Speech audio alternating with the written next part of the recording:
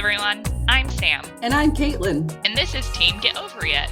We're an all-female team participating in the greatest motoring adventure on the planet. The Mongol Rally. We'll be driving 10,000 miles across mountains, deserts, and unknown terrain. And along the way, we hope to spread our feminist and environmental ideals. Join us here as we share our stories, thoughts, and interviews as we get ready for the Mongol Rally 2021. Hello, welcome back, everybody. Hey, how are you? We're back here with episode 2 of the Get Ovary It podcast, and we have something really fun planned for you today. Excellent fun. So basically what we're going to do is we found this random question generator, and we're just going to ask each other and answer these insane, possibly totally unrelated questions in order to help you get to know us a little bit better. Yeah, so let's get started. I am going to click generate a question and let's see what comes up. Okay, Kaitlyn, What board game do you like the most? Oh, I gotta say so actually it used to be kind of like our Sunday ritual, and my roommates and I would invite like a married couple friends of ours over to our house, and we would drink alcohol and eat snacks and just play like so many board games. We had like this huge chest just filled with board games. So of course, like Catan, the Settlers of Catan is like a huge, that's a classic. But I gotta say, I think my favorite that I was always really excited to play and eager to play, even though I very rarely won, is probably Lords of Waterdeep. I don't think I've ever heard of that game. Yeah, and it's funny because there's a board game cafe here that actually has it in English, which is incredible. But it's based on World of Warcraft, I guess, or at least there's one town in World of Warcraft called Waterdeep, but instead of like playing as the adventurers, you're playing as like the NPC lords of the city. So basically, what you're trying to do is that you accept quests. And you're trying to like fulfill these quests, and like when you gain points by doing this, and there's also like a really fun expansion for it, which gives you, I think, like corruption points, if I'm not mistaken, which count as like negative points at the end of the game. So like if you do something kind of like evil or a little bit like nefarious, then you'd get these points, or like you would be able to sabotage like another player by making them take those points. It's just a lot of fun. That sounds like a lot of fun. That sounds like a game I would really enjoy. Yeah, it's awesome. Like I feel like pretty nerdy, but like and you know what? I saw it at the other like board game cafe, and I really wanted to try it. But I was just kind of like, oh, are my friends gonna think that I'm lame because I like this game? But but everybody really likes it. It's actually just like genuinely a fun game. What we should for the Mongol Rally pick like one or two games that are like easy to play like anywhere, camping or whatnot, and just bring a game like that, because I think that would be super fun. Oh my gosh, absolutely. Okay, we're 1200% playing Skip-Bo. Okay, you're gonna have to explain that to me too. What is this? Skip-Bo is like super easy. It's like a Canadian classic. A lot of Canadian people play this game. But it's a card game, and like all you're doing really is you're counting to 12. So you've got a deck of cards that you keep face down, and then you flip the top one, and you're just trying to like, and there's a couple of like piles in the middle around the deck. And you're just trying to like build up those piles, and then whenever you can play the top card off your face down deck. And then the winner is whoever gets rid of their own deck of cards. Okay, this sounds actually vaguely familiar, and I'm wondering if I played it with you at one point. I think so, because I think I had a deck. I think my mom sent me a deck at one point, but I have since sent it home or lost it. I don't know where. I don't have it now. But it's also one of my favorite games. Just really simple, easy to explain, perfect for road tripping. Actually, I used to play it with my friend that we went on the cross Canada road trip with. So we should definitely bring that one. Okay, that's perfect. We're gonna bring that. Yeah. All right. Should I ask you? Are you ready for one? Yeah, I'm ready. Ask away. All right. So here we go. Your question is, if you were offered the position of mayor of your city, would you take it? Yeah, I think I would. But only because of current events. And it's what I was telling you yesterday, and I'll sort of briefly recap. So I live in a city in California, which has a council of mayors that alternate who's in the mayoral position. And there was supposed to be an election recently that the council decided to cancel and just sort of unanimously re-elect themselves. Yeah, which has been sort of like the scandal of like the small suburban town I'm living in. So yeah, if I was offered mayorship, I would take it just so I could go in there and get rid of the people in power, take down the man. From the inside. From the inside. I like until that. I become the man. Do you believe that all the power would go to your head and ultimately corrupt you? You know, maybe. But no, I don't think so. I think I'm like way too liberal for that. Way too left. Yeah. Way too Bernie Sanders. So absolutely. Yeah. Yeah, definitely. Yeah. Okay. Let's see what question I have for you. Mm. Okay. Ooh, very timely. Okay. If you could rid the world of one disease, what would it be? Ooh, if I could rid the world of one disease, what could it be? I think it would be heart disease. Interesting. Not COVID? No, I know. It's just like, that's so bad because I think like, I mean, honestly, like COVID is horrible. But it's like, it's a virus though. So, I mean, we already have the capabilities. It's going to take a while, but in order to like just make a vaccine, and then once that happens, and it's like more or less taken care of, as long as people take the vaccine. Anti-vaxxers, come on. But like, then that's not too bad. But like something that we can't really control or prevent, I think is a better thing to just rid the world of, So, and I'm just trying to think of something that's like really prevalent. And the thing too is like heart disease. I think sometimes, heart disease and like hypertension, they call it like the silent killer because many people don't even realize that they have those problems, and then just suddenly they die. And especially like men. And in my life personally, like I've known, well, I mean, like my father died of heart disease, but like even young people too. So there was like one of my sister's friends from high school died of heart disease when he was like 23. Or we think it's heart disease. I think the autopsy was kind of like inconclusive for a while. I'm not sure if they got results on that one yet, but and then like the really handsome barista at my local coffee shop also died 26, heart disease. And like these people are not overweight, like they're healthy people. It's just, this has happened. And like my best friend's brother also died when he was 23 from like a heart disease problem. So, and that's just people that I know like personally in my life, right? So I'm thinking like it's probably really widespread.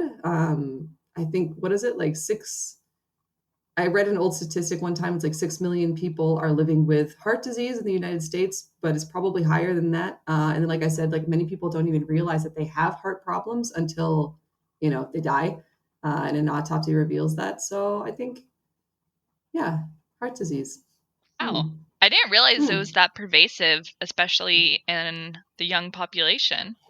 Yeah, lots of young guys. Oh, and I think there's one more. There was a guy who graduated the year after me, so he was like a year younger than me, and he died of heart disease too when he was like 20 or 19. Like he was really young. This is making me want to go to a doctor to get my heart checked out. It's more common in men, but I mean the women do get heart disease, and I think like in my family in particular, maybe it might be my area, to be perfectly honest. I think the rates are a little bit higher, because it's just like it's a closed population, and then like everyone's related to everybody, because it's an island. So like my grandmother has a defibrillator, not a pacemaker. She has like a built-in defibrillator because like her heart will just kind of stop. And I think one of my great aunts has a pacemaker. I think it's a pacemaker because her heart doesn't work very properly either. So, and like I said, like my dad died, and then I think my great grandfather also died pretty young from heart disease too. So it's just like it's in our family. It's in like our blood. It's in the water where I'm from. the ultimate thing to do, I guess, would just be to like poof, magic it away from the population. So that's what I would do. Yeah, I think you would save a lot of lives. Thanks. Oh, I have to ask you a question. Your turn. All right, let's see. Oh, this this is a pretty like small question.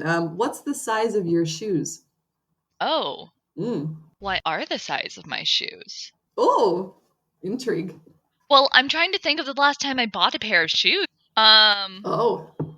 You know what? The last pair I think I bought were the Birkenstocks in Korea 2 years ago. Oh, no way. Yeah, I think you were with me, right? Yeah, I believe so. And we had to go to the ABC Yeah. store and ask for king size shoes, big shoes. One size. Which I think are $250. I think. Yeah. No, but in U.S. sizes, at least, I tend to be an 8.5. Oh, same as me. Oh, yeah, we have same nice. feet. Yeah, we do. Actually, I think. Yeah. That's funny. Yeah. The Wong size. Now everyone knows my my shoe size. Nice. Send me shoes. Okay, let's see what your question is. Ooh, your favorite day of the week. Oh, that's a great question. Well, my favorite day of the week, maybe Thursday. Interesting. Why Thursday? So that's an excellent question. So usually, I guess, at least on my schedule, Thursdays are pretty chill. So because I try to get everything kind of like out of the way earlier in the week. And then on the weekends, of course, like I'm usually like either doing something for Get Over It, like leading hikes or doing some other activity, hanging out with friends, which is all very enjoyable. But actually, I don't really rest that much on the weekend because I'm busy doing other things. So I try to rest during the week, but even during the week, I have obligations like, teaching and like cleaning. I do my cleaning on weeknights instead of doing it on the weekend because I don't have time to clean on the weekend. And then like Wednesday night, I do tutoring. Like Monday, I might do shopping. Tuesday, I do my cleaning. Friday night, usually I have some kind of plans with friends, either like going to dinner or like drinking together, or this weekend I'm going camping. So, which only leaves really like Thursday. Thursday is kind of just like this whole, I guess, or void of activity where I can just do whatever I want, which is kind of nice. So, probably Thursday. I know it's kind of a strange day. No, I think it's like, I like Thursday. I agree. Thursday, I think, is notoriously Yeah, thank you. underrated. Yeah. But I think, like, for me, it's like the day before Friday. You just sort of like mentally know you're like, tomorrow is Friday. Yeah, it's a good one. Oh, this is a pretty good one. My question for you, next one is, what would you do if you were the lone survivor of a plane crash? Oh my God. Where did the plane crash? That's a great question. Let's say it crashed somewhere nice, like a nice like tropical island somewhere. What would I do? So, is anyone coming or do I have to survive? You'll have to survive. Let's say you'll have to survive for at least a month. Okay, at least a month. I can do that. So we're on a tropical island. First thing I would do, assuming that I'm uninjured, get to high ground so I could sort of get a scope island is, look for water, try not to get killed by any animals. Assuming we're not on the island and lost, there are no polar bears I have to worry about. Yeah, find water, coconuts. I would find coconuts because they're just so great. Like, 1, you can drink the water. 2, you can eat the coconut. 3, you can turn it into cutlery. Oh, I didn't know that one. Yeah, like you open it, it's a bowl. Ah. And like if you break it apart, you can sort of like make a makeshift spoon or like a scraper with it. Yeah, I guess I would that's what I would do. Try to survive. Ooh, okay, here we go. Your question. If you inherited or won $1 million, what's the very first thing you would do with the money? Ooh, well, I mean, I'm a young person and I am busy. And I mean, like sometimes I complain about being busy, but honestly, I like being busy. And a lot of like the busy things that I do, I kind of like put on to myself. You know what I'm saying? So, because I like having a full schedule. to be perfectly honest. So I would not retire. Like I wouldn't stop working. And $1 million these days is really not that much money. But what I'm most like as a young person, I'm most concerned about my retirement because I want to be able to retire like earlier than later from working, and I want to be able to be very comfortable in my retirement. Like one of my worst fears I think is just being like a poor elderly person Mm. because there's just like not that much support. And then of course like I'm not planning on having children or anything, and I only have one sister, so it's not like family can take care of me. So I'm trying to take care of myself in my old age. So honestly, I would probably buy myself a really nice shiny piece of jewelry, and then I would invest the rest of it. I'm like not surprised by that answer. I think that's exactly what I would have guessed you would do. I feel like you're Okay. very responsible and savvy with your money. Thank you. Yeah. All right, next question. Okay. This is funny. Do you believe in Bigfoot? Huh. Hmm. Okay. I feel like Yeah. I don't not believe in Bigfoot. Okay. That's really hard. Okay, growing up, yes, I did. I went Ooh. camping a lot and actively looked for Bigfoot as like a 10-year-old. And I just feel like, as a 26-year-old, I rationally know that there probably isn't a Bigfoot, but in my heart, I want there to be a Bigfoot. Absolutely. So I'm just gonna, okay, so how like some people with like religion are like, God may exist, not exist. I'm just sort of like, it could be either. That's how I feel about Bigfoot. Bigfoot might exist, Bigfoot might Yeah. not exist, So like agnostic. You're agnostic about Bigfoot. Yeah, exactly. Um, Bigfoot Gnostic. Bigfoot. I'm Bigfoot Gnostic. Yeah. Okay, I have a question for you. This is not one of the ones on the generator, but sort of related to what we're talking about. Do you believe in ghosts? Absolutely. I don't. Okay, but I know because I don't. I'm a contradiction or my beliefs are contradiction because I believe in ghosts, and I always grew up with ghost stories because my mom, and I believe her. Like my mom says, like when she was growing up, her childhood home was haunted by a poltergeist. So like he would do things like opening cupboards, moving things around. She had a couple of like older sisters, and like so they would, and this is like in the 60s, so like they would wear like big like rollers in their hair at nighttime, so they would wake up and the rollers would be out and like laid across the floor of the room or whatever, right? And then she said, but because she was like the youngest child, like she actually had a pretty good relationship with the poltergeist. So it didn't really bother her very much, but it like caused a ruckus in like the rest of the house. And her parents had to get the house blessed every year just to kind of keep like the activity to a minimum. So like the priest would come and bless the house, and like my mom until this day like still keeps holy water in the house just in case like a spirit shows up. And I was never allowed to play with things like Ouija boards. And I'm sure if I have a deck of tarot cards, and I'm sure if I like told my mom that I had that, she would like lose her mind. She was just like, "You're gonna summon demons." So I think like growing up in this environment just kind of like made me believe in them. And then like most of the people around me are like really superstitious as well, like omens and like always like knocking on woods and kind of like making signs against evil and like throwing salt over your shoulder and like all that kind of stuff. So I do believe in ghosts, but actually I don't believe in the afterlife. So I don't believe in heaven. I don't believe in hell. I don't believe that people have souls. Actually, it's just we are who we are through like environment and like chemicals in our bodies. Like there's no such thing as like a soul. So my theory, this is really stupid. My theory about like what ghosts are is, so like the earth has a magnetic field, yes.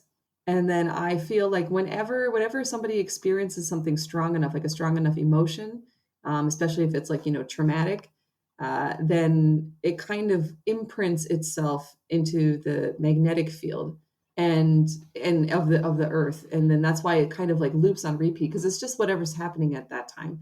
And then, you know, maybe if it's extremely strong, then maybe they're able to also manipulate objects.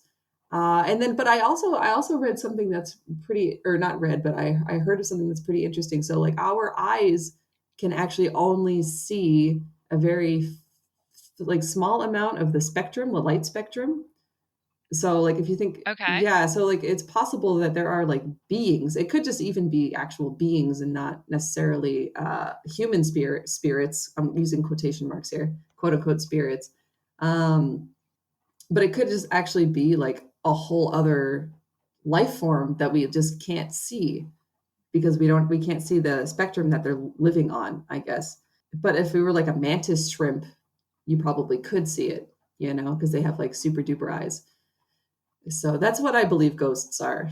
Huh. Yes. I feel like that gives like a whole new perspective to like when you're like changing alone in your room. Yeah, there could be There might be a being you can't see. absolutely just staring at you and your naked bits. I mean, chances are like if we can't see them, maybe they can't see us either. Um, but It'd be really interesting to like consider the possibility that there's like a whole nother reality or like layer to this reality that we can't see. But then imagine that they can see us. So like to them, we're just these figures that go through their life but never respond in any way, and maybe walk through them for all we know. Oh yeah, totally. And I mean, like there are differences in like humans' eyes too. So like usually women are better. Like we have more rods or cones, one of them, and then so we're able to better see the color red than men are usually. And like some women are better able to see like different colors of red than others. Actually, I myself, a blue, being able to see blue is kind of like a recent evolutionary development in like our lives. And there's very few animals that I can actually see blue. And some people are better at seeing blue than others. I am actually not very good at seeing blue. Really? Yeah, it's my favorite color, but I just discovered this recently. I took like it was like anyway, I mean, I don't know how accurate it is, but it was a BuzzFeed color test. And I got most of the questions wrong. Like I couldn't see it was like, you know, those like the typical like color blindness Yeah. tests with all the different you have to like see the image or the word like within the whatever. I couldn't see most of them. And it was like, yeah, and it was a blue test. And I was like, Oh, that's so interesting. Yeah, so I think people who like claim to be able to see ghosts or communicate with ghosts are probably people who just like for whatever reason, like some miracle of genetics, maybe can like better discern these like invisible beings than the rest of us. Huh. Anyway, just my take, just my take. Just like adding some like supernatural theory. Yeah, but with science though, but with science.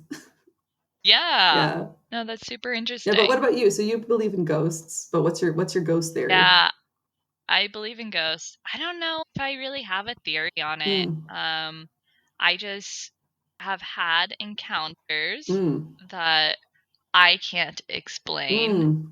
Um, yeah, I sort of think, and I think I may have described to you in the past, I feel that our world is sort of, there's like an energy that binds everything. You know, there's an energy that connects us to each other, to animals, to trees. And there are certain points in time when you might feel that, whether it's like at the top of a mountain, you're looking around and you just get this feeling like, yes, like I feel connected to like everything I'm seeing right now.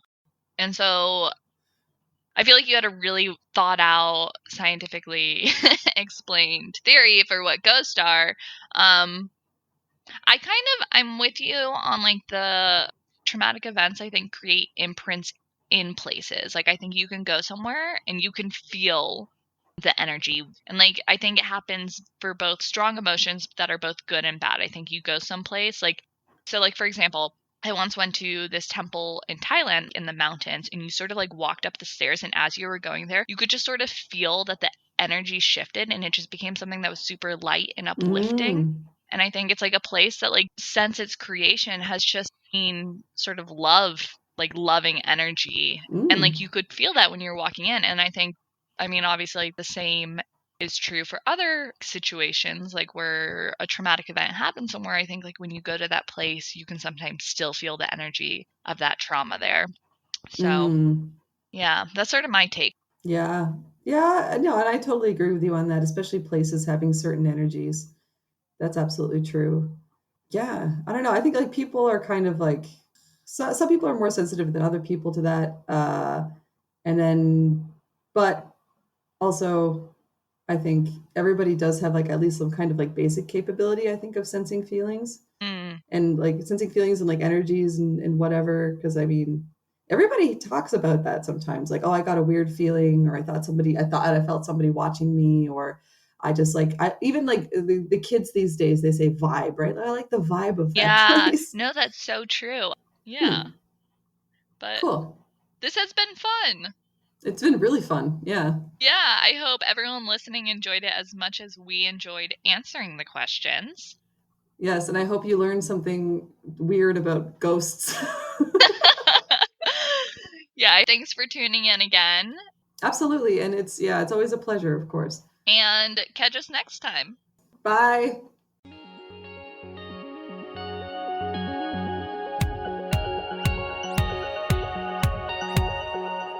That's it for today, folks. Thanks so much for tuning in. And as always, please support this work by subscribing and donating to our cause at www.teamgetoverit.com. Donors get access to specific content like stickers, t-shirts, and postcards from our journey. You can donate for as little as $5, and the benefits build from there. Go to our website for more info. Or find us on Facebook, Instagram, and Twitter at Team Get Over It. Thanks for listening. And catch us next time on Get Over It.